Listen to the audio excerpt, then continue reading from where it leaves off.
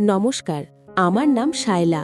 আজ আমি আপনাদের আমার জীবনের একটা এমন কথা শোনাব যা কাউকে মুখ ফুটে বলার সাহস আমার কোনো দিনও হয়নি। এটা গল্প নয়, এটা আমার একদম নিজস্ব জীবন থেকে নেওয়া কিছু মুহূর্তের সত্যি। বিশ্বাস করুন, আমার মতো পরিস্থিতিতে আর কোনো মেয়ে যেন না পড়ে, সেই জন্যই আজ এই কথাগুলো আপনাদের সামনে নিয়ে আসা।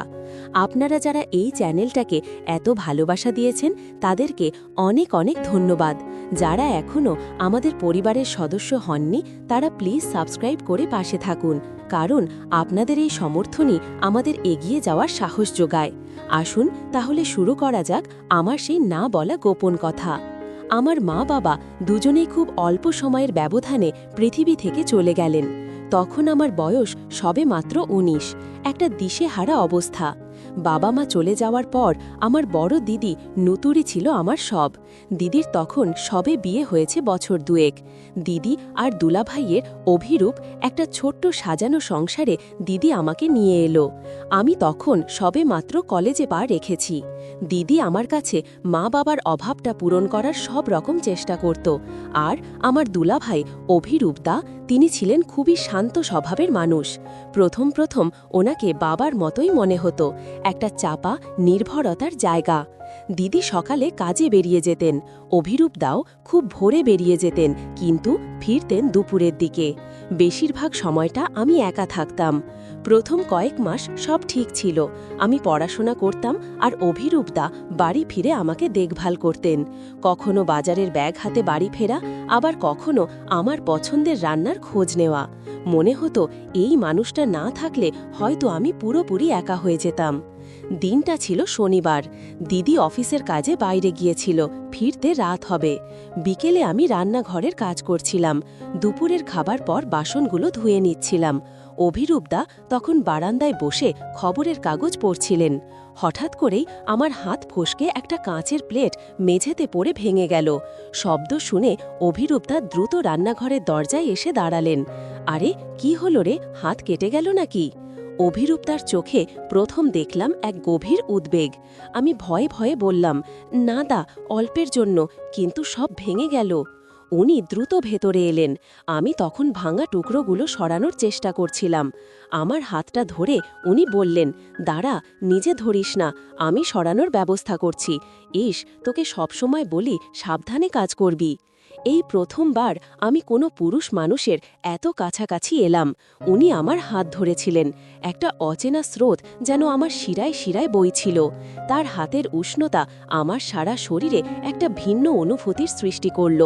তিনি যখন মেঝেতে বসে ভাঙা টুকরোগুলো সরাচ্ছিলেন, তখন আমি তার একদম পেছনে দাঁড়িয়েছিলাম। ঠিক সেই মুহূর্তে আমার খেয়াল হলো অভিরূপদা যেন আজ একটু বেশি আমার দিকে ঝুঁকে কথা বলছেন। যখন তিনি উঠে দাঁড়ালেন তখন তার চোখ আমার চোখে এসে আটকে গেল। সেই চাহনি যা আগে কখনো দেখিনি, তা কেমন যেন একটা ভিন্ন ইঙ্গিত দিচ্ছিল। সেখানে কোনো অভিভাবকের স্নেহ ছিল না, ছিল অন্য এক দাবি। আমার বুকের ভেতরটা ধুকপুক করে উঠল। আমি দ্রুত চোখ সরিয়ে বললাম, আমি সাবধানে থাকব দা। উনি শুধু একটা দীর্ঘ শ্বাস ফেলে বললেন, সাবধানে থাকিস, তুই ছাড়া তো আর কেউ নেই। কথাটা সামান্য ছিল, কিন্তু আমার মনে হলো যেন তিনি আমার একাকিত্বের দুর্বলতাটা আজ প্রথমবার বুঝতে পারলেন। এরপর থেকে অভিরূপদার আচরণে একটা সূক্ষ্ম পরিবর্তন আসতে শুরু করল। দিদি কাজে থাকলে আমার প্রতি তার মনোযোগ যেন আরও বেড়ে যেত। তিনি আমাকে ছোট ছোট ইশারা দিতে শুরু করলেন। একদিন রাতে বাইরে খুব বৃষ্টি হচ্ছিল। দিদি রাত করে ফিরবে ফোনে বলল। আমি আমার ঘরে বসে একটা বই পড়ছিলাম। হঠাৎ দরজায় টোকা পড়ল। শায়লা, ঘুমিয়ে পড়লি নাকি? অভিরূপদা ঘরে এলেন, হাতে একটা কফি মগ। না দা, এই তো পড়ছি, আপনি এখনো জেগে? উনি হাসলেন। বৃষ্টির শব্দে ঘুম আসছিল না, কফি বানাতে গিয়ে তোর জন্য নিয়ে এলাম, বাইরে বেশ ঠান্ডা। উনি আমার বিছানায় পাশে বসলেন। আমি কিছুটা অস্বস্তি বোধ করছিলাম। একজন পুরুষ মানুষের এত কাছাকাছি, তাও নিজের দুলাভাই, এটা কেমন যেন একটা অশালীন অনুভূতি দিচ্ছিল।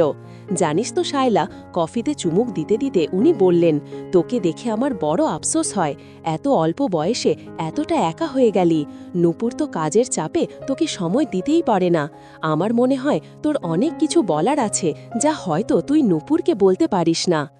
তার এই কথাগুলো আমার ইমোশনাল ব্ল্যাকমেলের প্রথম ধাপ ছিল। আমার ভেতরের চাপা কষ্টগুলো যেন বাঁধ ভেঙে বেরিয়ে আসতে চাইছিল। আমি সত্যি নূপুরকে অনেক কথাই বলতে পারতাম না, পাছে সে কষ্ট পায়। আমি মুখ নিচু করে বললাম, ঠিক বলেছেন দা, কখনো কখনো খুব একা লাগে। অভিরূপদা আলতো করে আমার কাঁধে হাত রাখলেন। আমি তো আছি, সব কথা আমায় বলতে পারিস। আমি তোর একজন বন্ধু, তোর অভিভাবক, যা ভাববি তাই। তার হাতের স্পর্শটা ছিল অনেকক্ষণ ধরে।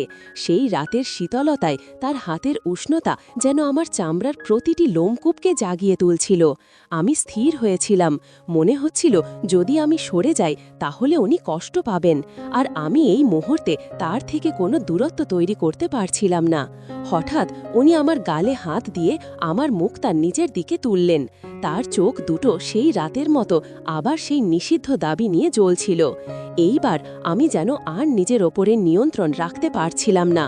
আমার শ্বাস প্রশ্বাস দ্রুত হয়ে গেল। তার এই ঘনিষ্ঠতা আমার মনে এক ধরনের অজানা উত্তেজনার সৃষ্টি করছিল, যা আমি কোনোদিনও অনুভব করিনি। আমার শরীর যেন এই স্পর্শগুলোকে গ্রহণ করতে চাইছিল। আমি শুধু ফিসফিস করে বললাম, আমি জানি না। অভিরূপদা মুচকি হাসলেন। সেই হাসিটা ছিল ভুল ইশারা এবং নিরাপত্তাহীনতার এক মিশ্রণ।